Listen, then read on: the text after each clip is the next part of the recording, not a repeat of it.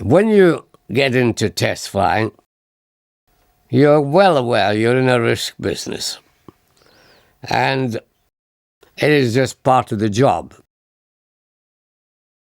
But after a while, you realize if you're going to stay in the job any length of time, you better think about survivability. And the fatality rate at Farnborough amongst test pilots in aerodynamics flight was very high, 25%. And I believe part of the reason for this was we were in a pressure pot because of the war. Results wanted to be provided yesterday, so to speak. I mean, today now, where you can go up and you maybe are going to test an airplane in about its behavior at speed. So today you go up maybe at 5 mile an hour or 10 mile an hour jumps, and you just go up and do them, send it back to telemeters back. 10 minutes later, you're told, okay, you can go on to the next 5 miles an hour. In war, there was nothing like that. And we had no time to take small jumps like that. Whereas in the modern way, as I say, the jumps may be 10 miles an hour. In those days, they were 20 to 50 miles an hour. And in consequence, we ran into trouble. That trouble had to be accepted in the interests of speed, getting the results to the operational crews. And because of this, our fatality rate got big. So my view was that a lot of these fatalities were due to lack of preparation by the test pilots.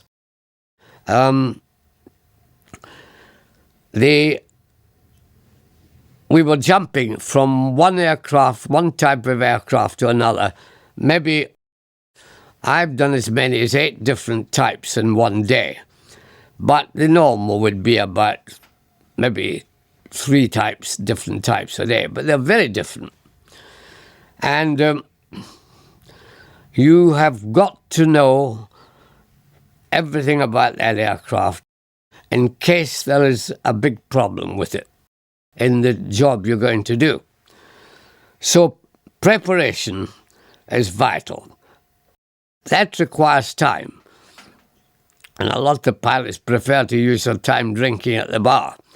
And this, I think, is what caused a lot of our problems.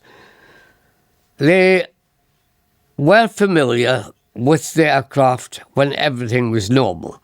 But when an emergency occurred, and there are many emergencies that can happen, they hadn't boned up on what to do in these emergencies. Now, I always carried a knee pad with me, one to take test results, but on the other knee I had a pad with the emergency drill for the likely possibilities that could happen. And although I kept the main details of the airplane in my head, if an emergency occurred, I had immediately a reference on my knee as to what to do. In other words, for example, how to lower the undercarriage in an emergency, or how to feather the propellers, something like that, you know. And I think preparation was contributed a large percentage to my survival.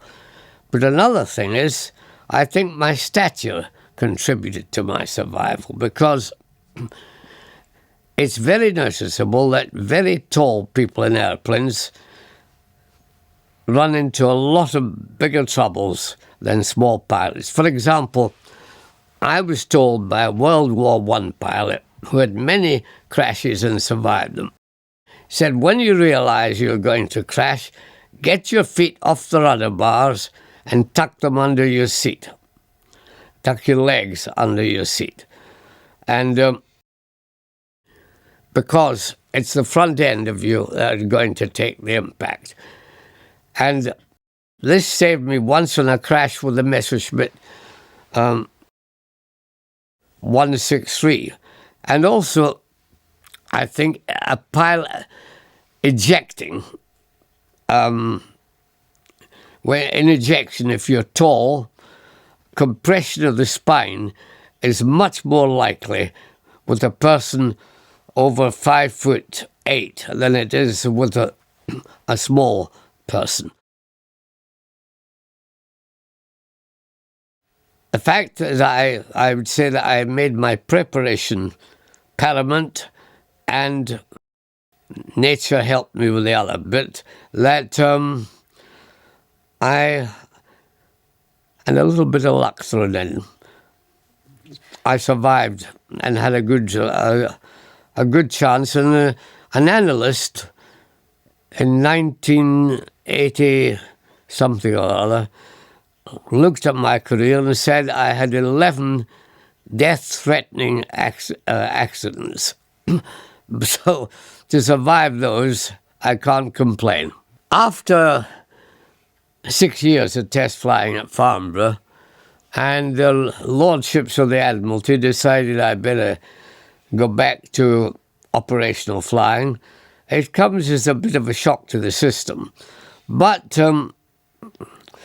I found it very easy to integrate. I mean, the flying was much simpler, but what I enjoyed tremendously was the camaraderie of squadron life. And we were in the Mediterranean at that time, and flying from what I call a fleet carrier. Wasn't a full-size carrier, it was the middle size, and in Sea Furies. And then I was able to concentrate on another aspect of things. You forget that naval flying is very different from Air Force flying. You're in an environment which is basically hostile, the sea. If anything happens to it, you're flying single-engine aircraft too. If anything happens, a ditching is inevitable. That is not an easy thing to do, particularly if the sea is rough. So the Air Force fighter pilot goes out, has his combat, comes back to his airfield. In the Navy, you have your combat, and then you've got to find your way home, because unlike fighting over land, you are not allowed to contact your carrier in case you give its position away, or it gives its position away by replying to you. So sometimes after combat, you're quite disorientated, and you've got to have kept in your head some idea of the dead reckoning you've got to make to get back to your carrier. And then when you get back, you have the hazard of deck landing, particularly if your aircraft's been damaged in combat. All these things to learn about. And all these were brought home to me that refreshed my mind about the whole thing. That's the hard side of it, but on the nice side was we had time and we were picked to be an aerobatic team to give air shows when we got back to UK. That I thoroughly enjoyed, and I was fortunate enough to lead the Navy's piston engine aerobatic team, and then later one of their jet teams. So I've always enjoyed that aspect of flying, this formation aerobatics.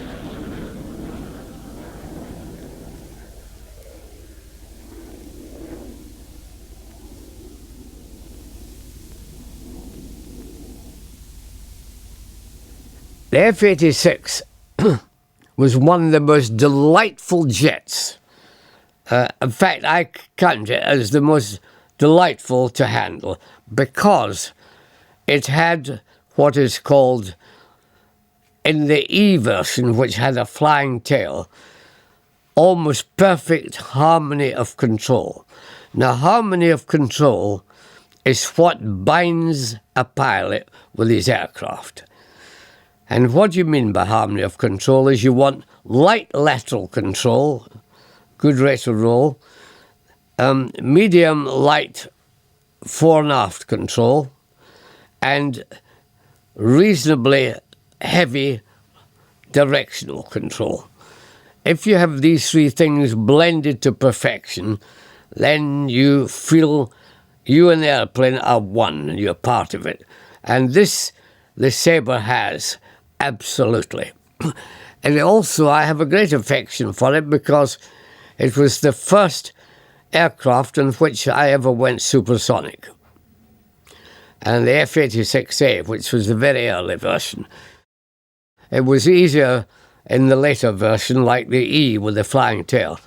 But I have a tremendous affection and respect for the F-86A.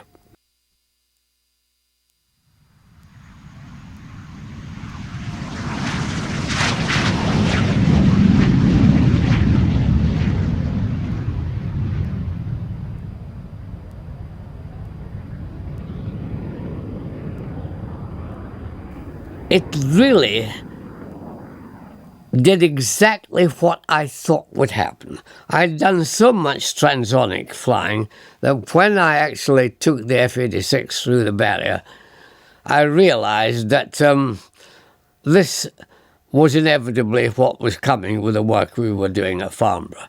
If we had had the supersonic wind tunnel data to give us the design capability to have an airplane like this. And it exhibited everything. The only surprise was, because one hadn't experienced it before, was when you got through the barrier, everything suddenly became dead smooth. And all this vibration and porpoising and nose down trim effect all disappeared. And you were in smooth air. Now, when you came back through the barrier in reverse to become subsonic, you get a little of that in reverse. So that, of course, I'd never experienced either. So it was adding to one's, if you like, CV.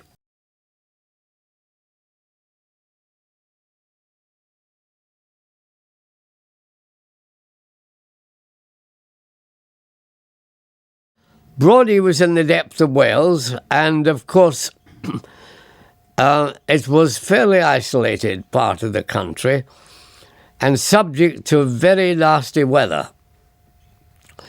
It was coastal, and we were on the top of a fairly high cliff, right at the edge of the sea, and these sudden low sea mists came in and completely blanked out the airfield quite often. So that was quite a difficult place to operate on. There were diversions, but we were operating jets, not piston engine, and with jets you never have an excess of fuel. And to get to your diversion, you really needed fairly early warning that things were going adrift.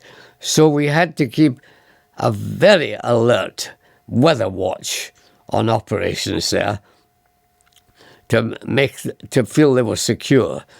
And to get back, we had to do some things and devise new systems. For example,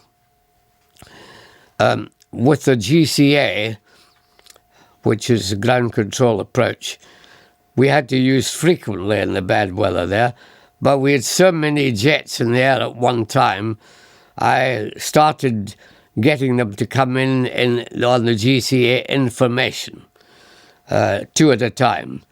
So the wingman had to depend totally on his leader to get him down. Of course, he hears everything that's going on the radio, but he's going to have to depend on his leader to get him onto the ground. And we were operating up to cloud bases of 200 feet, which is pretty tight, pretty tight. Ah, right, yes. Yes, one day we had a report. Air traffic control alerted me that aircraft were reporting seeing a flying saucer. And when one looked up, anywhere on the airfield, it was clear to the naked eye there was something like a saucer up there. So I said, right, I'll take a vampire up and have a look at it. And went up to the absolute ultimate ceiling of the vampire, which was just almost 40,000 feet, and it was still above me. I didn't get close enough to put my hand on my heart and say what it was. So I have a very open mind on what it could have been a radio sonde balloon. It could have been something else. I just was not sure. And anyway, we recorded it, but I have an open mind on flying saucers. When I returned from my posting in Germany to the Admiralty, I at first was made Deputy Director of the Gunnery Division. Of course, when they say gunnery, these weren't the 16-inch guns on battleships. They were, from my point of view, it was air gunnery, particularly the fitting of weapons to helicopters, which was a fairly new science. And also we were getting into the nuclear side at that stage too. Not the dropping of strategic bombs, but of tactical bombs, the smaller ones. And even things like nuclear depth charges. So it was a very interesting period, but I had a year of that, which was enough, and then became the Deputy Director of Air Warfare. Now, this was a very interesting period because we were coming up to the time when we were proposing to have a real, if you like, spring cleaning of the Fleet Air Arm. We were wanting a new carrier, and we wanted new aircraft, including both fixed wing and rotary wing. The aircraft carrier we were to, obviously, was the design would be that had to be done by the actual naval architects, but we were responsible for the layout of the flight deck. Now, we could build in all our new innovations, steam catapults, sort of angled decks, of course, and mirror landing sites. So that was very exciting. But the aircraft was the real battlefield, because there was a tendency in the Ministry of Defence at this time to ask both the Air Force and ourselves to use the same aircraft. And they were trying hard to push onto us the a VTOL version, the P1154, which was an increased size Harrier, really, and to me, not a very impressive performance. Had a top speed of Mach 1.6. I, frankly, am not over-enthused about VTOL, as pure VTOL as such. The penalties you have to pay for this facility are huge. We in the Navy turned to VTOL, or we were turned by force majeure. When our projected carrier was cancelled, we had to find a way to survive. We went onto a form of small carrier, which for some reason fooled the politicians by being called through-deck cruisers. And these had such small flight decks, you could only operate VTOL aircraft. Now, this was happening ahead, if you like, looming on the horizon, but we were still in the big carrier game. We still had the Ark Royal, the Hermes, and the Eagle. So we were still in the big carrier game. And I was quite determined I was not going to have VTOL. I wanted to have the fastest performance aircraft we could have. And looming on the horizon at that time was this wonderful aircraft, the McDonnell Phantom. And twin-engined, which is another good thing to have in naval aviation if you're spending your time over the lonely sea. And tremendous performance, but above all, tremendous weapon carrying ability. And in its development, it broke almost every world record for performance that you can think of. And I got support from unexpected quarters in the sense that the chief scientist at that time supported me, and this was, I think, what tipped the scales, really, because he is the advisor to the Admiralty, and I was all for going for the performance, weight carrying, as I said. This offered us everything. Safety factor, too. He particularly fastened on to the safety factor of the Twin Phantom. When we actually got it, it was everything I'd hoped for. I flew it in America, I flew it here, I flew it onto an American carrier, and it was superb. Now, if we had had that Phantom continued to, we were employing it on the Ark Royal.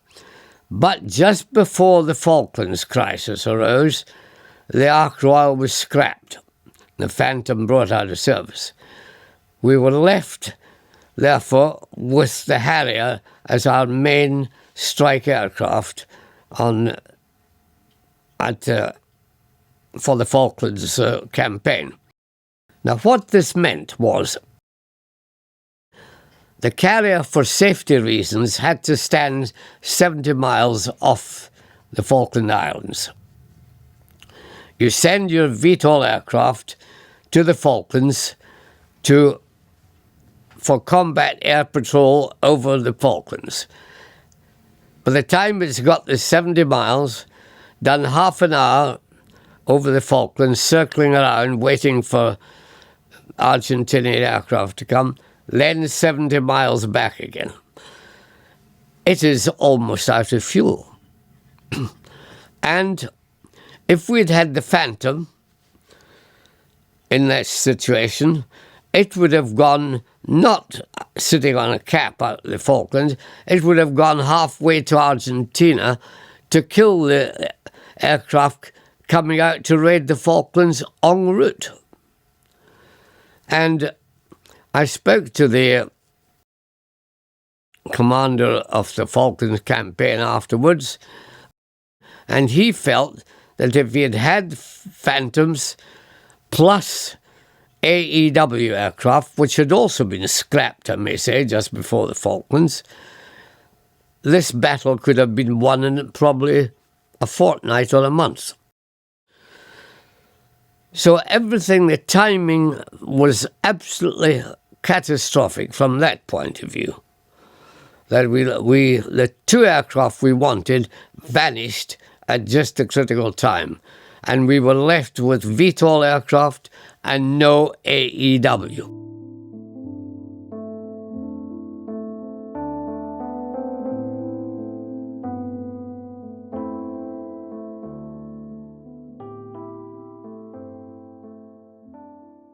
There is nothing accelerates technology, of course, like a war.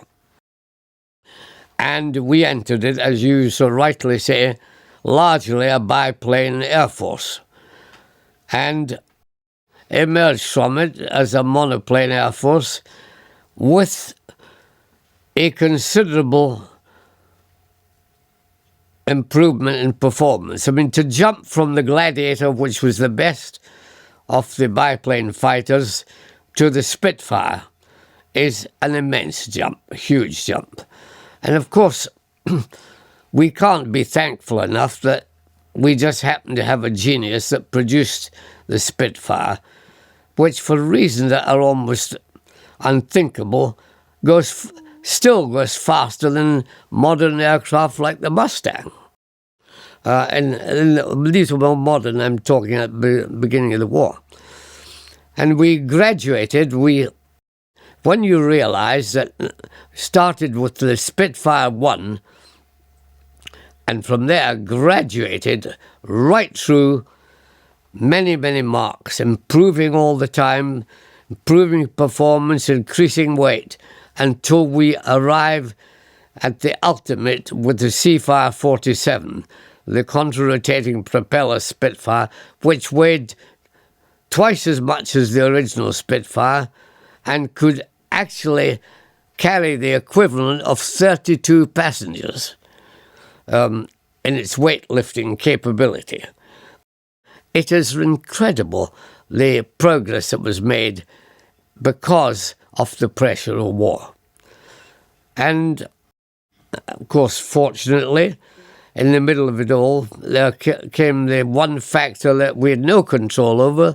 That was the genius of Whittle arriving on the scene and coming at absolutely the right time to transform us from the piston engine era into the jet era. Couldn't have happened at a more perfect time. So the logic of it is absolutely understandable. What would not have been understandable was, without war, that pressure would have taken, to achieve what we did, would probably have taken maybe 20 years. Instead, it compressed into 5 years.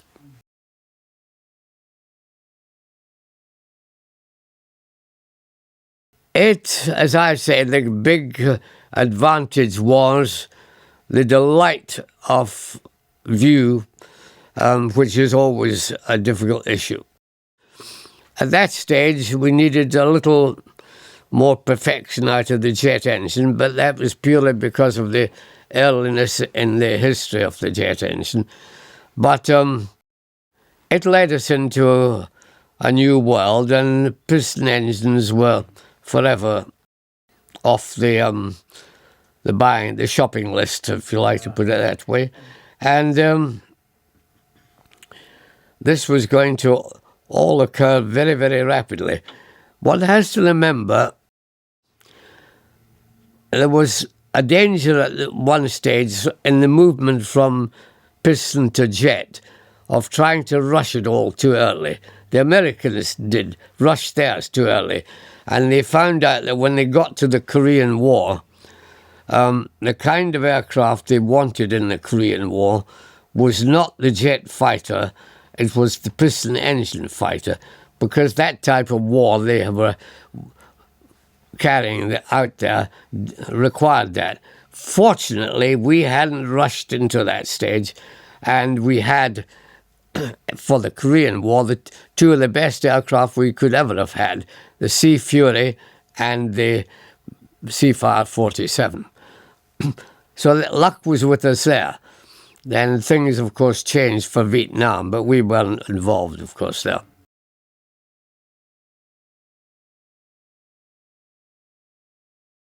Although it was old-fashioned by what was about to happen soon, it was the best of the breed and a delight to fly, and from the pilot's point of view, an aerobatic gem. And that was the thing that stayed in the mind. It was so manoeuvrable, but of course, totally out of date for what was coming.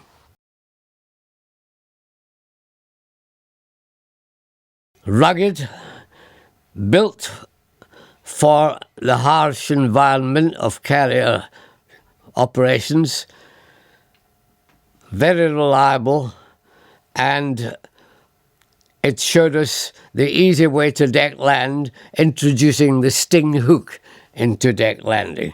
So a great asset, and arrived at the right time when Britain was, or the Fleet Air Arm was running out of high-performance aircraft. Product of genius, and remarkable, and we never suspected it would be the greatest transonic aircraft of all the piston-engined aircraft. It was one of the first, and yet, in spite of new technology, that shape that was originated in it remained as the best shape of all. And as I said earlier, it achieved an almost unbelievable Mach number of 0.92.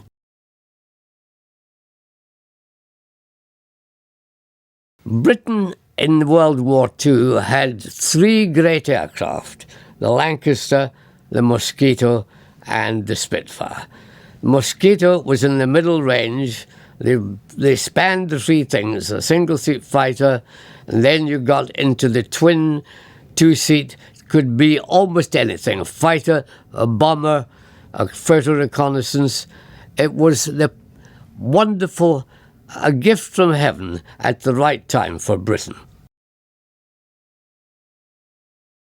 To me, it was a flying test bed, and it was exciting, inevitably. What could not be exciting about Britain's first jet? Docile, very easy to fly, and for its stage in jet development, incredibly reliable.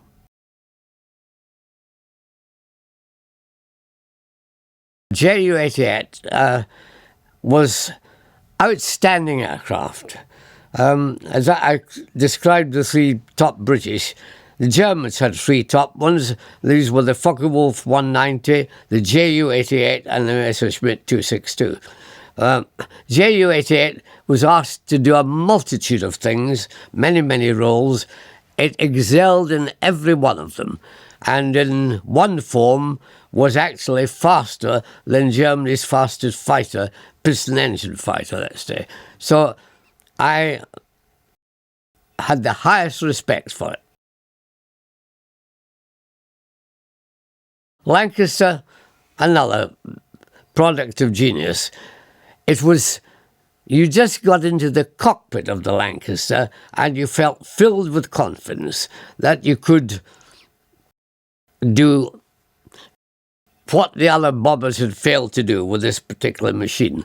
And strangely enough, whereas the previous bombers, the Halifax and the Stirling, the four-engine bombers, had to have two pilots, suddenly you found the Lancaster with one pilot, but you felt so much confidence in it, it was no problem.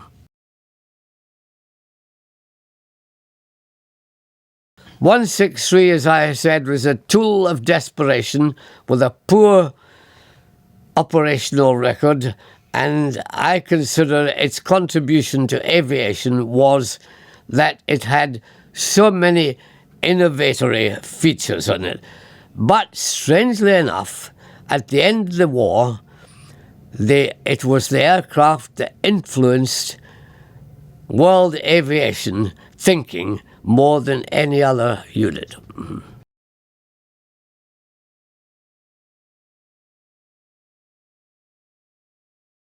The Me-262 is a great contribution again, quantum jump in performance.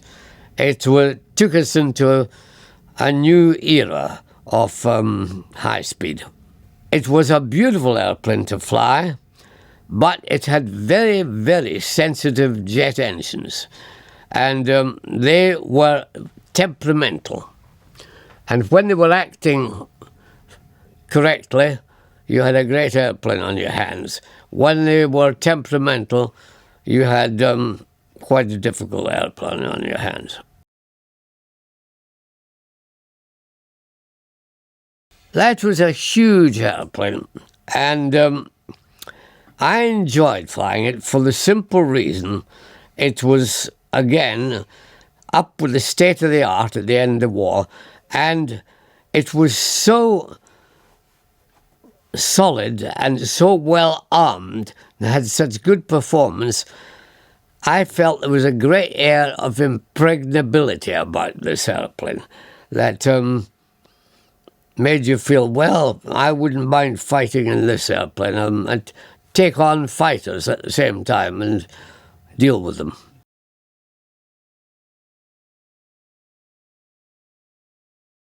I think this was a standard bearer, really, for long-haul aviation at that stage in the history of aviation. And it was simply beautiful airplane to fly, and could operate with one or two engines out quite safely. And altogether, built to me, was the acme of safe civil flying.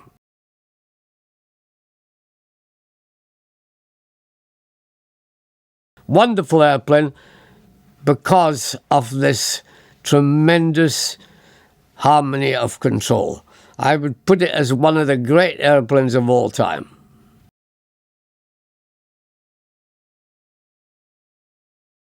Beautiful shape, flies every bit as good as it looks.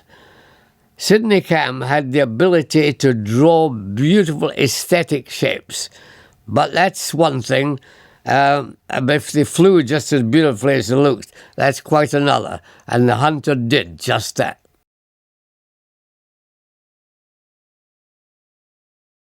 The Comet was ahead of its time and ran into disaster. A design fault halted in its tracks what might have been one of the great civil airliners of all time. But that's fate.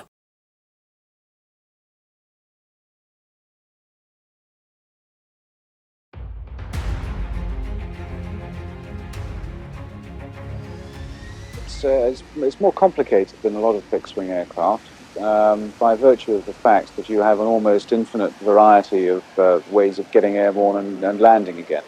A normal conventional aircraft gets airborne at a set speed and lands at a set speed. With the Harrier, you have from zero, i.e. vertical takeoff and landing, all the way through to fully conventional, which can be up around about 160 miles an hour. The jump jet Harrier, often considered the world's smallest and most elusive combat aircraft, stands as a truly distinctive creation.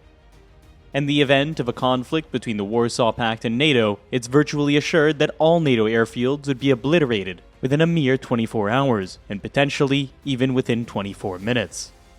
Consequently, NATO would be left devoid of any land-based air power, save for a limited number of Harriers strategically dispersed for concealment and combat readiness. Regrettably, many individuals have underestimated the significance of this aircraft. The Harrier fleet saw a notable reduction in numbers following the Falklands campaign.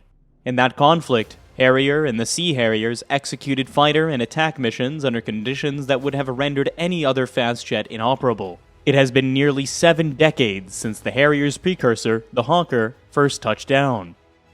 Over this time, the Harrier family has undergone remarkable advancements, and its story was far from complete. Around 1954, the press humorously dubbed this particular invention the flying bedstead, often seen as a jest. However, the underlying concept of vertical takeoff using jet engine thrust hinted at a potential for high-speed aircraft to function without traditional airfields. In essence, they were engineered for survivability in times of war. By 1955, 2 short SC-1s were built in Belfast, each fitted with 5 RB-108 turbojets. 4 were arranged amidships, pointing down to provide lift. The 5th one was in the tail to provide thrust in the normal way. The SC-1 was the first research aircraft, flat rising, not tail swing, to use the principle of separate lift engines. In theory, these could be shut down for flying around on the wings, and you use this for propulsion. This did not contribute to lift in VTOL. You lit up 4 lift engines in the case of this SC-1 aircraft, and having fired them up and decelerated, you landed on the thrust in these engines. With Chief Test Pilot Tom Brooks Smith in the cockpit, the throttles of the 4 lift jets were opened up. The SC-1 had the ability to ascend vertically from the ground and then maintain hover using compressed air jets located at the wingtips, nose, and tail. By increasing the engine throttle at the tail, the SC-1 could be propelled forward. As the speed picked up, the wings generated more lift, eventually allowing 4 lift jets to be shut down, a phase known as accelerating transition. Upon completing the flight, a deceleration transition was necessary to return engine-supported hovering flight, followed by a vertical landing. This era marked the prominence of VTOL, which stands for Vertical Takeoff and Landing. In California, the US Air Force and Ryan were experimenting with a simpler VTOL design that demanded exceptional piloting skills. Powered by a British Rolls-Royce engine, the X-13 Vertijet could either take off down a runway like conventional jets or stand vertically on its tail for VTOL. With its compact fuselage tilted at a 90-degree angle, it relied on its jet for propulsion, and could move up or down based on the pilot's careful and precise manipulation of the throttle lever.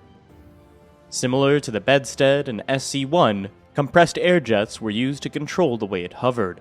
Its airfield was a sizable flatbed vehicle known as the ground service trailer, with a large platform that could be raised vertically using hydraulic rams. The Delta Wing Vertijet would take off or return to the trailer, akin to a moth landing on a wall. Transitions between wing-borne and jet-borne flight, both accelerating and decelerating, were skillfully executed by Pete Gerard, the test pilot making the Vertijet an impressive spectacle. But unless it could have been linked with computerized blind landing systems, it was impractical for an Air Force. When the German aircraft designers got back into business after World War II, they were 10 years behind the Americans, the British, the Russians. They decided rather than try and catch up, they'd leapfrog over the technology, which is why they went for vertical takeoff. Kurt Tank was famous for producing tough, reliable, battle-hardened aircraft that could survive a lot of damage. He took that design philosophy into the post-war era in building the VAC 191. In effect, the 191 is a modern VTOL version of his old World War II Focke-Wulf 190. It was, however, the Europeans who pioneered military VTOL because, being nearer to a potential attacker, they saw the jet lift could enable their aircraft to escape from their highly vulnerable airfields. West Germany built the VAC 191B. The aircraft featured a central lift cruise engine with nozzles that could be directed either to the rear or downward. Additionally, there were single lift jets in the front and rear fuselage, which were adapted from the SC-1 and used exclusively during takeoff and landing. In the post-war years, there were lots of wacky VTOL projects, but Kurt Tank's VAC 191 is a beautiful little airplane. It really worked. Willy Messerschmitt was a fighter pro. He knew that burdening a fighter with useless lift engines would be a complete waste of time. But Messerschmitt was good at thinking out the box. He had a solution. To speed up the development process, Messerschmitt used the fuselage of the American F-104 Starfighter that he was already building for the Luftwaffe. In effect, his VTOL VJ-101 is actually a vertical takeoff starfighter. A distinct German prototype was the VJ-101, equipped with 6 Rolls-Royce turbojets. 2 of them were positioned vertically in the fuselage solely for VTOL operations, while the other 4 were mounted in pods on the wingtips. These pods could pivot to direct the jets downward during VTOL or rearward for supersonic flight. Another early jet lift aircraft was constructed by Dassault in France. Based on the Mirage 3 supersonic fighter, the Balzac had an enlarged fuselage housing 8 RB-108 lift engines. However, none of these remarkable aircraft projects led to significant developments. In contrast, a simpler type of VTOL jet aircraft, featuring only a single engine and minimal cockpit instrumentation, gradually transformed tactical air warfare. It not only enabled power to be deployed from virtually any location, but also made it possible to win wars that might have been otherwise impossible to fight. Among the many research models tested in wind tunnels, the one described here underwent testing on a rotating arm. Researchers faced numerous challenges, many of which were unprecedented. Concerns about the tailplane being thrusted violently downward when the rear jet nozzles were angled downward under the tail were eventually dispelled through model testing. This pioneering VTOL aircraft was the Hawker P-1127, a groundbreaking innovation. For the first time in aviation history, an aircraft powered by a single jet engine could rise vertically from the ground with its fuselage in a standard horizontal orientation and accelerate under precise control to attain jet fighter speeds. This prototype was a later P-1127 called Kestrel, first flown in March 1964. This was 3.5 years after the first tentative tethered hover of the first P-1127. With its unusual landing gear retracted, the Kestrel could do most things a 1950s jet fighter could do. It could also slow to a standstill, hover in midair if necessary, and finally make a feather-light vertical landing. During a high-speed pass at the Farnborough Air Show, 2 Kestrels and a Hunter aircraft demonstrated that the small Kestrel, despite the inherent challenges of its hover capability, outperformed the conventional Hunter in terms of speed, range, and rate of climb. This remarkable feat was made possible by the groundbreaking Pegasus engine, which was developed by Bristol Siddeley and became part of Rolls-Royce in 1966. The Pegasus engine was a truly innovative design, as it was the first turbofan engine to feature 4 nozzles. 2 nozzles were located on each side at the front to handle the air from the fan, while the other 2 were positioned at the rear to manage the hot gases from the jet. It's important to note that these nozzles were not integral to the engine itself, but were part of the aircraft. This unique design made the basic engine exceptionally compact while delivering substantial power, generating approximately 21,500 pounds of thrust, all within a length of about 8 feet. To install the Pegasus engine, it was lowered into the fuselage from above and then connected to the 4 nozzles. These nozzles were strategically arranged, with 2 in front of the aircraft's center of gravity and 2 behind it, ensuring that the thrust lifted the aircraft vertically without tipping it forward onto its nose or backward onto its tail. To assess the performance of the exceptional Pegasus engine, specialized ground test beds were conducted at Bristol. The engine's exhaust was channeled away from the building through twin ducts. The test engine was positioned on a cradle high within the building, and the test bed was designed to simultaneously measure both vertical and horizontal thrust. It was also versatile, able to accommodate future vectored thrust or vertical lift engines. On this alternative outdoor test bed, the engine is started, and then the nozzles are rotated not downwards, but upwards so that the 4 jets do not blast straight onto the ground as they would in the aircraft. The pilot or the operator on the testbed has just a single lever to control the nozzles. Twin compressed air-powered motors drive through shafts and strong chains to rotate all 4 nozzles in exact unison. The 4 nozzles on these aircraft boasts remarkable agility, capable of moving through their entire 99-degree range in just 1 second. These nozzles are indispensable components, akin to wings in conventional aircraft. For a vertical takeoff during the taxiing and engine warm-up phase, the nozzles are maintained in a horizontal position to prevent ground erosion and the ingestion of debris. When the throttle is open to full power, the nozzles pivot downward, allowing the aircraft to ascend vertically. To transition into forward flight, the nozzles are gradually rotated backward. The aircraft accelerates forward and attains typical wing-borne flight speed. The aircraft's large inlets have generously rounded lips and perform well at low speeds. During training, pilots practice numerous VTOs followed by transitioning into wing-borne flight. With the nozzles angled at 75 degrees, the four jets still provide 96% of the maximum vertical lift, while also generating a 25% horizontal component sufficient for forward acceleration. This can be achieved with a fuselage nearly level. In the mid-1960s, P-1127 and Kestrel aircraft executed numerous VTOs under various conditions, including takeoff from rain-soaked runways, grassy surfaces, and even desert environments. From the outset, it was recognized that as an alternative to VTO, pilots could perform short takeoff. To initiate an STO, the engine is opened up with the nozzles pointing forward. This results in substantial forward acceleration without causing ground erosion. Once a suitable speed is reached, the pilot tilts the nozzle down to 55 degrees, allowing the aircraft to leap off the ground, propelled partly by its small wing and partly by the jets. The aircraft continues to accelerate. STO allows the aircraft to take off with a significantly heavier payload of fuel and weapons. By 1964, it was apparent that the standard operational method would involve short takeoffs and vertical landings.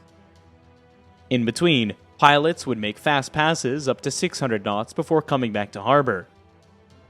Then, at very low level, they would practice using the puffer jet reaction controls of the wingtips, nose, and tail. Fed with the highly compressed air from the engine, these high-powered jets enabled the pilot to pitch, roll, pirouette, or just hold the aircraft over a fixed point, even in a strong wind. When the pilot's control stick is centered, the puffer jets are shut off.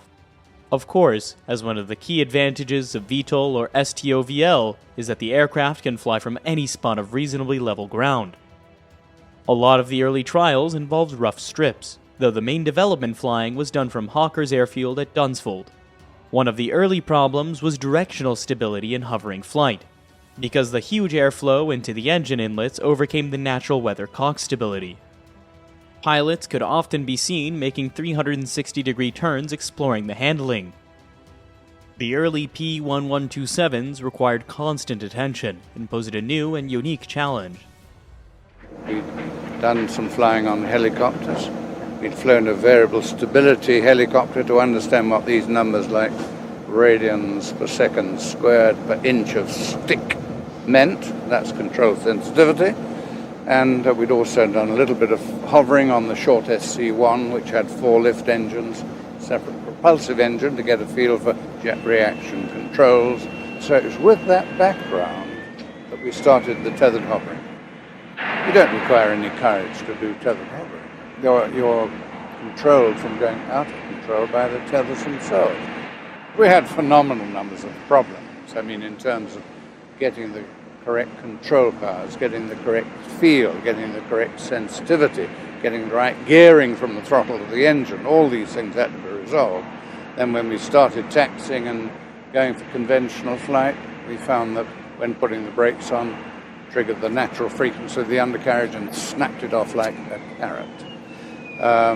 We also had occasion to have very severe outrigger shimmy during a high-speed taxiing, and a lot of aerodynamic problems that were affected by the jet efflux blowing underneath the wings and onto the tailplane.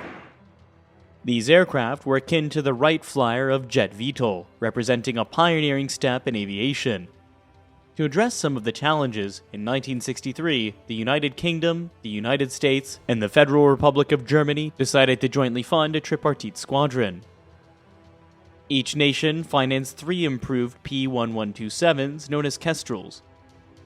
In 1967, the squadron became operational, consisting of pilots from the RAF, US Army, Navy, Air Force, and the Luftwaffe.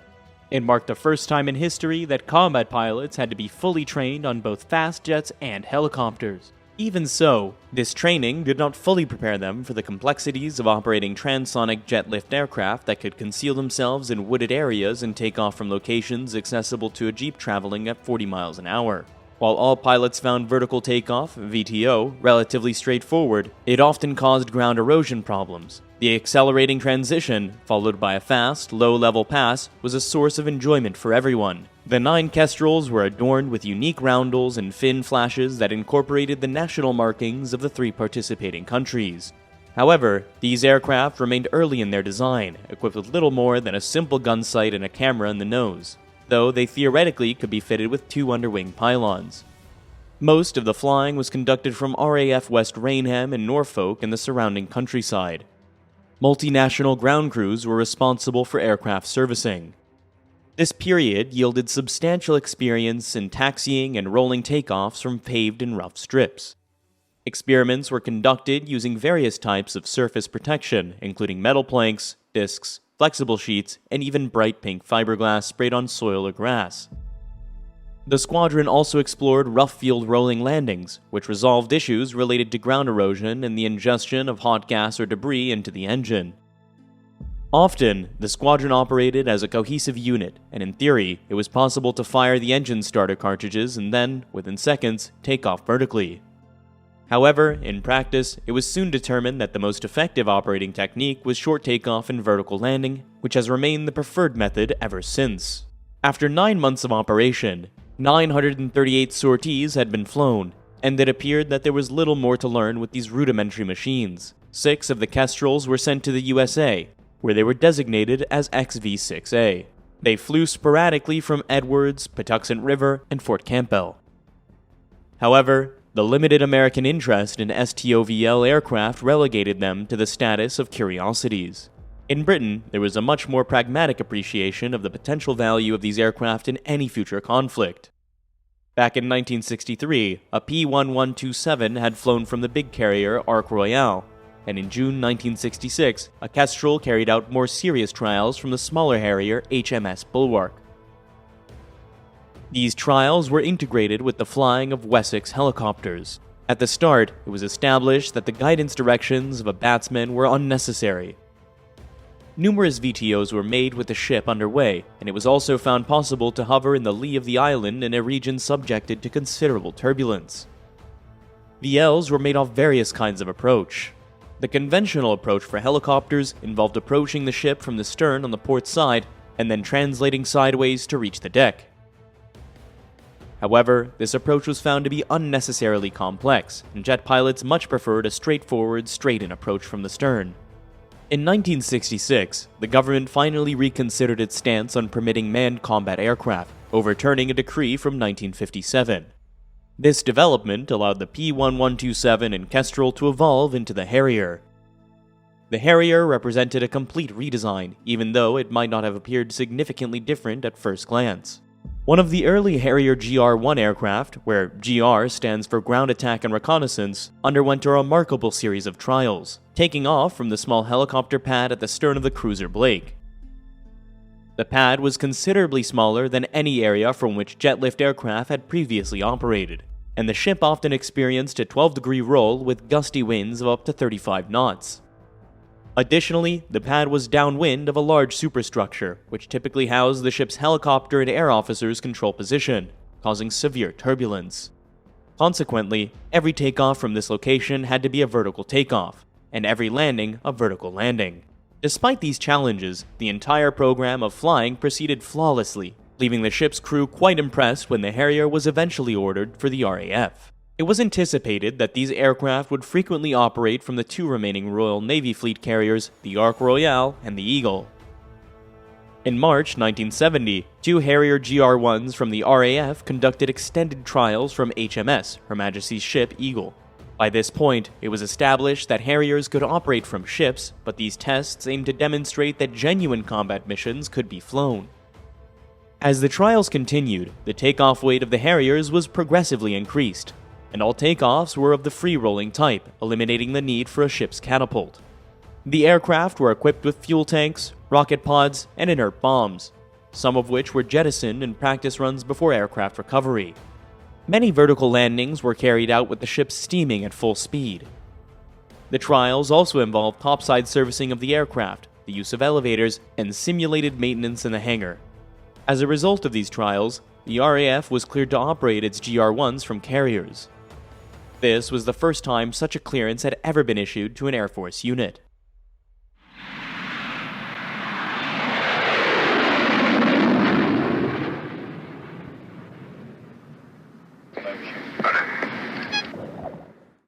In the following year, 1971, No. 1 Squadron took its Harriers aboard Ark Royale.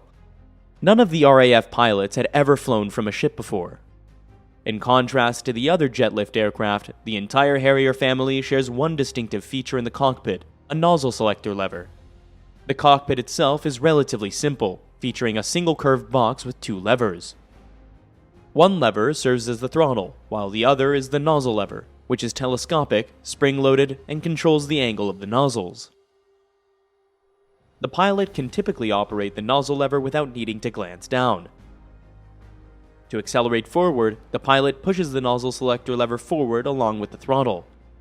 For short takeoffs, a predetermined speed is set, and the lever is moved to a preset stop, usually around 50 or 55 degrees. For vertical takeoff, or hover, the lever is pulled back to a vertical position at a fixed stop. When braking in air combat or for deceleration before landing, the lever is lifted over the VTO stop into the braking sector, with most pilots going straight to maximum braking. While the pilot can adjust the nozzle angle during air-to-air refueling, they typically rely on the throttle and air brake for such maneuvers. From the early days of service in 1969, RAF Harrier GR-1 squadrons practiced refueling from Victor K-1A tankers. Little did anyone suspect how critical this practice would become 13 years later, allowing Harriers to fly extended distances of 4,500 miles and go directly into battle. In 1961, Hawker Aircraft was instructed to create a two-seater trainer for the P-1127. Although this project was initially cancelled, a two-seat Harrier was requested in 1965 and subsequently developed. The first Harrier T-4 took flight in April 1969. This variant was significantly longer than the single-seater and featured a larger tail, yet it retained full combat capabilities. The introduction of the Harrier T-4 debunked the notion that only experienced frontline pilots could operate Harriers. Given the nature of jet-lift aircraft, it was considered unwise to bring them anywhere near an airfield during wartime, as it would invite destruction. Instead, Harriers were often deployed to remote locations, particularly wooded areas. Appropriately, the first Harrier squadron was the RAF's No. 1, which lived up to its motto, "First in everything." They quickly explored dispersed operations from wooded areas, employing various weapons. However, in March 1970, the squadron traveled to RAF Akrotiri in Cyprus for an armament practice camp. They conducted numerous sorties using live ordnance, including cluster bomb dispensers, rockets, and 30mm cannons, all of which were employed effectively. Despite its small size, the Harrier was discovered to be highly potent and boasted unexpected assets such as agility and relative invisibility. By 1971, Harriers were in service with the 1st Squadron of the U.S. Marine Corps, designated AV-8A. These aircraft were even simpler than their RAF counterparts, but were equipped with the AIM-9 Sidewinder air-to-air missile. This enabled the AV-8A to fly rapid reaction air defense missions, though of course only under day visual conditions. During tests, an AV-8A formated behind the USAF KC-135 in order to fly through a dense spray of water. This test, similar to the one carried out in England with an RAF Harrier, was to check proper operation of the engine and airframe in heavy rain or severe icing conditions. Like other Harriers, the Marine Corps AV-8A can have a bolt-on in-flight refueling probe. This enables the aircraft to make for long ferrying flights, refueled by such tankers as the KC-130, KA-6D, or A-4 with a body pack. The AV-8As also routinely operated from ships such as the U.S. Navy assault vessel Raleigh. The Marine AV-8As also operated from the much bigger Tarawa class of amphibious warfare transports. Unlike all other fast jets, the Harriers do not need a larger deck. One Harrier, assembled from parts freely donated by the suppliers and with appropriate registration VTOL, is the British Aerospace Demonstrator. One of the users of the AV-8A is Spain's Naval Aviation. Their aircraft are called the VA-1 Matadors, the trainer being the VAE-1. The Matadors equipped Squadron 008, based at Rota, Spain, also operates from Spain's two carriers. A notable feature of the Matador is the large ratio antenna mounted atop the fuselage, which facilitates communication between the pilots and surface vessels and helicopters. At that time, Spain's Matador fleet consisted of 11 single-seat Matadors and a pair of two-seat trainer versions. Following the cancellation of the Hawker P-1154 jet-lift aircraft, a supersonic counterpart to the Harrier, the Royal Navy found itself without fixed-wing air power except for the massive Phantom FG-1, which required a lengthy takeoff run and cannot operate at sea except from large carriers. However, the British government cancelled these large carriers in 1966, suggesting that seagoing air power should be the responsibility of the RAF alone. This decision left the Royal Navy devoid of fixed-wing fighters or ground attack aircraft of its own. The Harrier's ability to operate from small decks sparked a novel concept of seagoing air power. The outcome of this concept was the Sea Harrier, which featured a new front end with a multi-mode radar, an updated cockpit, and other enhancements. It was designated as FRS-1, signifying its roles in fighter reconnaissance and strike missions. The Sea Harrier, also known as the Sea Harrier, was considered one of the world's most versatile combat aircraft for its time. It can operate without the need for a conventional airfield or aircraft carrier, but its performance is enhanced by the addition of a ski jump launching ramp. Ski jump ramps were initially tested on shore, on an airfield, and they can curve upwards at angles of up to 12 degrees. These ramps improve safety during takeoff and enable an additional 2,500 pounds of warload to be carried for the same short run. Alternatively, the takeoff run can be reduced by 60% while maintaining a fixed weight. Trials involving two-seater and Sea Harriers began in 1977. Doug Taylor came along and he said, what we want is a ski jump, this curved ramp on the front. If we put a curved ramp there, such that the exit angle from that ramp, no matter how bow down the ship is still upwards. You're going away from the water, isn't that what every pilot's trying to do? And I mean, it's such a simple idea. It was August 1977 when we had the first trial ski jump built for us at the Royal Aircraft Establishment at Bedford. It produced not only this better performance in terms of the weight you could lift in rough water, and it was rough down in the Falklands at times, but it also provided more safety for the pilot. The use of ski jump ramps wasn't initially considered during the design of the Royal Navy's 3 Invincible-class vessels. However, HMS Ark Royal was later fitted with a ski jump ramp set to the optimum angle, while her sister ships, Invincible and Illustrious, had their ramps set at a 7-degree angle. Sea Harriers are capable of carrying 5,000 pounds of weapons on 5 stations. The FRS-1's combat weaponry includes Sidewinder missiles and 2 30mm cannons. Fully loaded Sea Harriers are launched without the need for a catapult and are recovered without arrestor wires.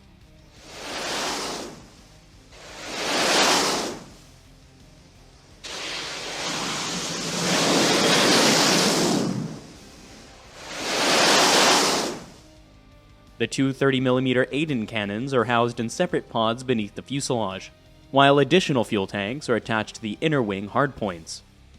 Sidewinder air-to-air missiles are carried on the outer wing pylons. After being updated to Sea Harrier FRS-2s, they were equipped to carry the powerful Sea Eagle anti-ship missile with a range of at least 70 miles. The Sea Eagle is propelled by a small turbojet engine and features an active radar in its nose, enabling it to locate and target ships in any weather condition while skimming the waves at near the speed of sound. The Sea Eagle could cripple any warship except for the biggest carriers.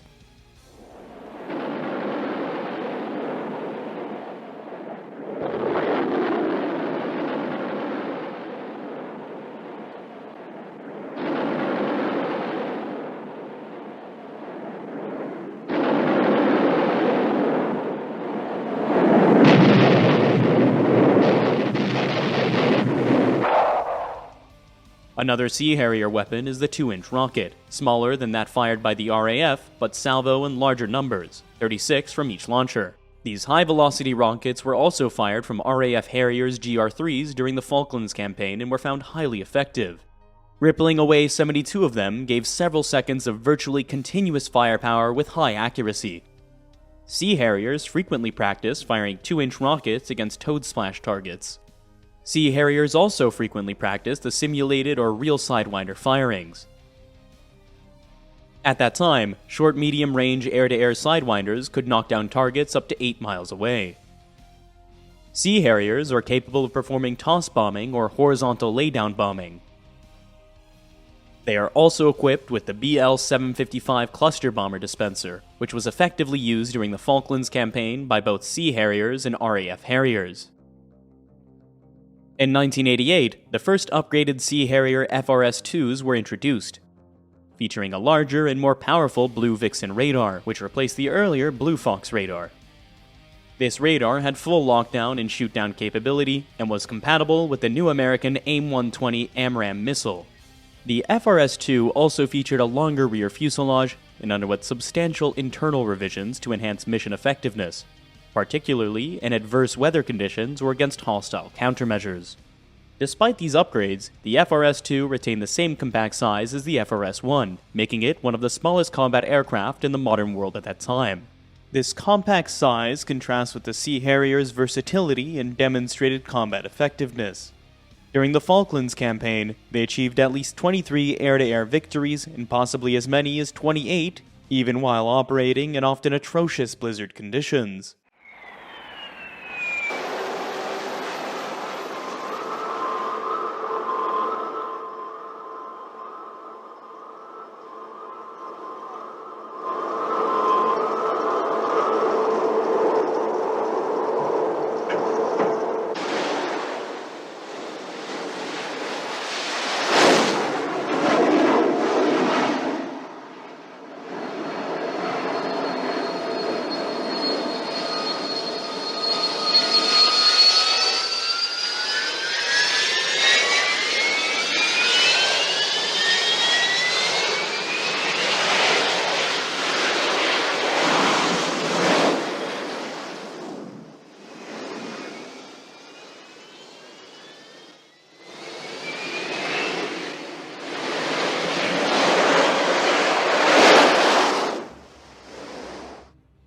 India was the first overseas customer for the Sea Harrier, placing both orders for single-seat Mark 51s and two-seat Mark 60s.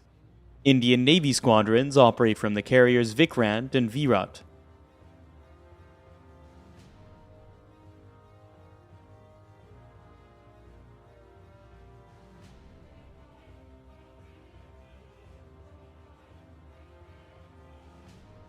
In the RAF, the GR-1 Harriers from 1969 were upgraded in terms of engine power and fitted with thimble noses containing laser rangers and marked target seekers, resulting in the GR-3 variant. The training unit for GR-3s is number 233 Operational Conversion Unit. All RAF Harrier pilots are trained to be proficient with the SNEB 68mm rocket, which has been proven effective against all but the heaviest frontal armor of the modern battle tanks in that era.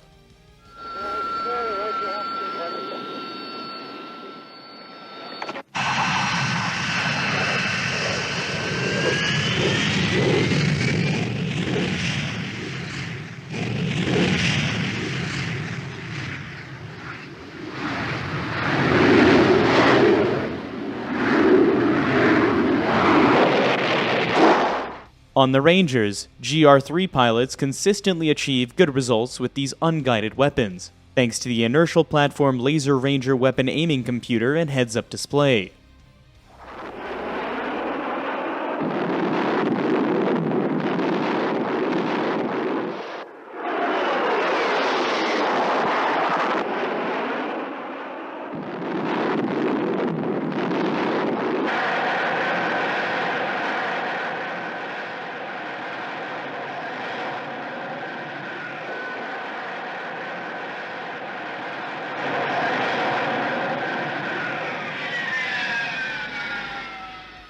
Turnaround operations at RAF Wittering, often referred to as the home of the Harrier, are fast and efficient. Aircraft may need to be refueled and rearmed in preparation for another sortie.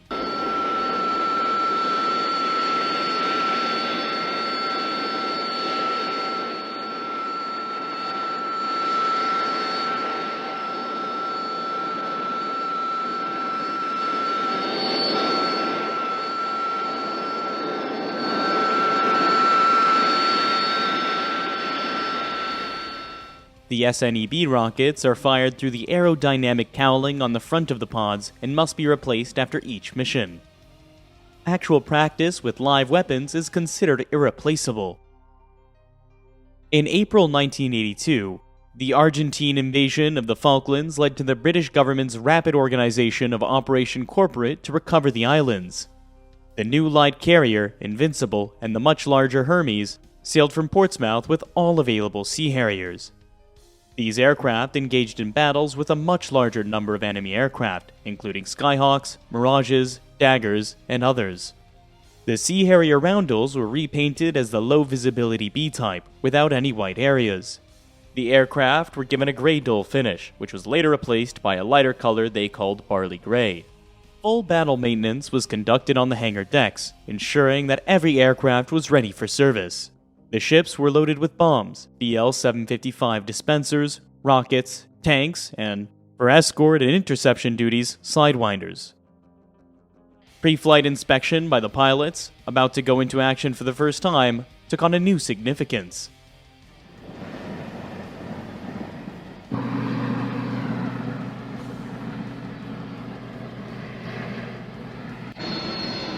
Okay, course set clear on Sea Harrier 23, after it, flight to ATC approach.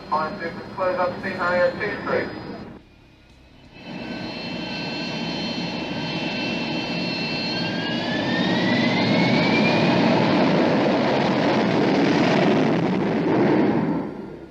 The first operations were flown from about 90 miles east of the islands. The first combat mission was a bombing and strafing attack on Stanley Airfield, at dawn on May the 1st.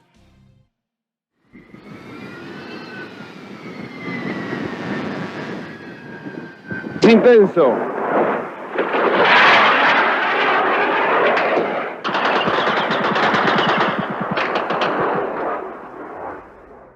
Viewed from Port Stanley, the Harriers encountered heavy fire from guns of all calibers, and from Roland and Tiger Cat surface-to-air missiles.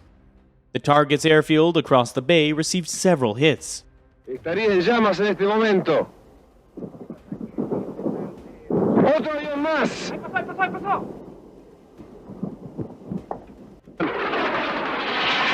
Misiles nuestros se dirigen en busca del avión enemigo. Está tirando ahí al buque. Está tirando al buque, Fernando.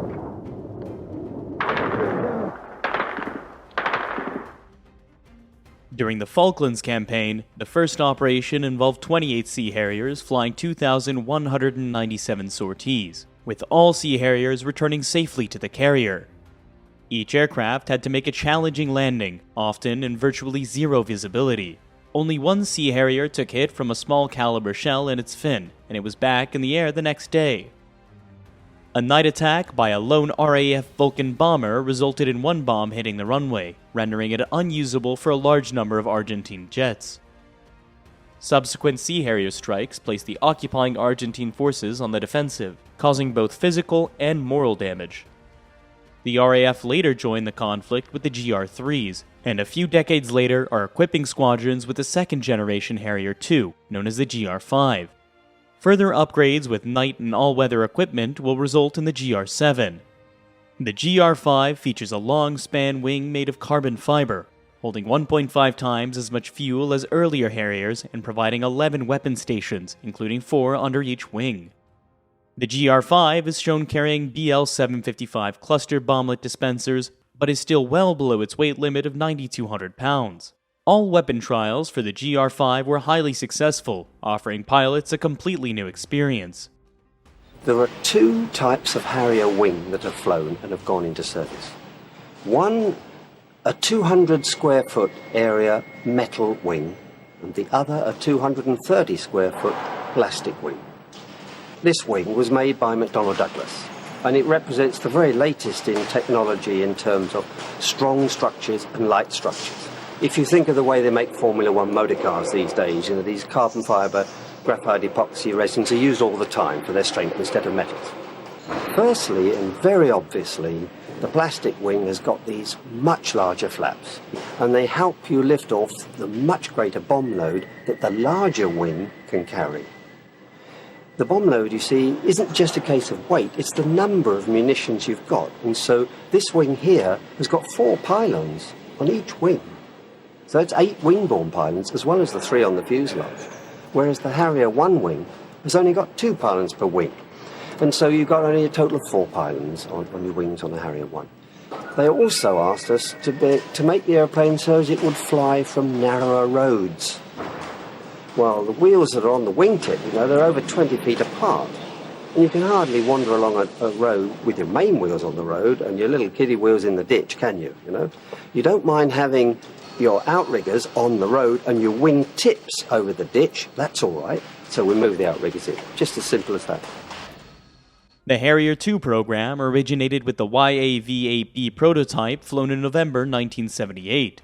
It introduced a new high-lift wing and numerous changes based on a deeper understanding of jet STOVL gained during 10 years of Harrier combat duty. British Aerospace became a minor participant, and control of the program shifted to the United States due to the British government's decision to not collaborate. The program also led to the creation of a new trainer version, the TAV-8B, featuring deeply stepped tandem cockpits. A production TAV-8B visited England in 1988, though normally they're seen only at Cherry Point, North Carolina. The new trainer, with deeply stepped with tandem cockpits, has the same mean, purposeful look as the single-seat Harrier IIs. The cockpit is totally new compared to the 1960s vintage Harriers. The RAF versions have thicker canopy moldings due to bird strikes at full throttle at low altitudes over the UK and Germany. One of the later developed features on the Harrier II is the longer front engine nozzle design for increased thrust. The outrigger landing gears are positioned halfway to the wingtips instead of at the tips, providing extra pylons for sidewinders in the RAF GR5s. The view from the AV-8B and TAV-8B is excellent, with a bulged-out canopy and frameless windscreen. U.S. Marine Corps aircraft use stencil ejection seats, while RAF GR5s are equipped with Martin Baker Mark 12 seats.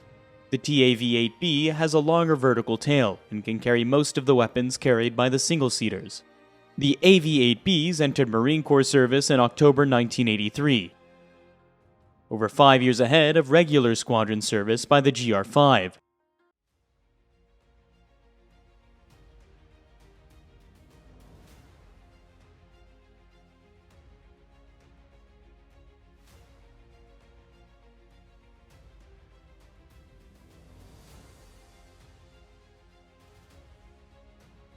The Marines' basic missions included support beach assaults, and they practiced various forms of dive attacks, lay-down bombing, rocket firing, and strafing with guns in support of amphibious operations.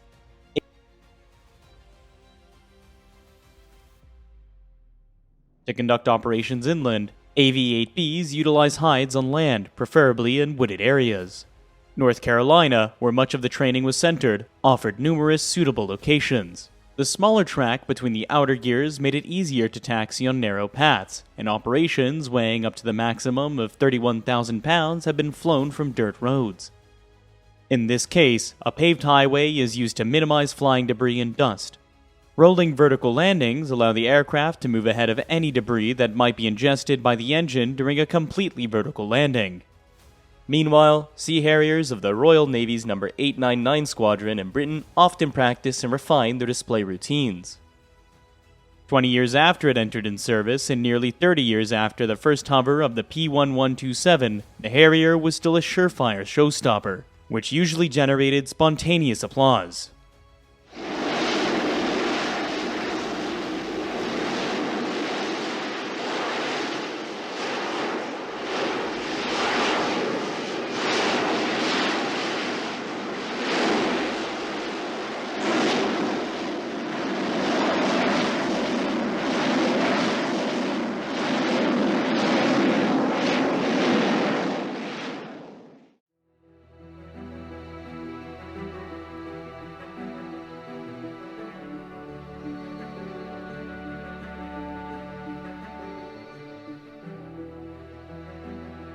If you enjoyed this video, please remember to like and subscribe. And as always, thank you for watching.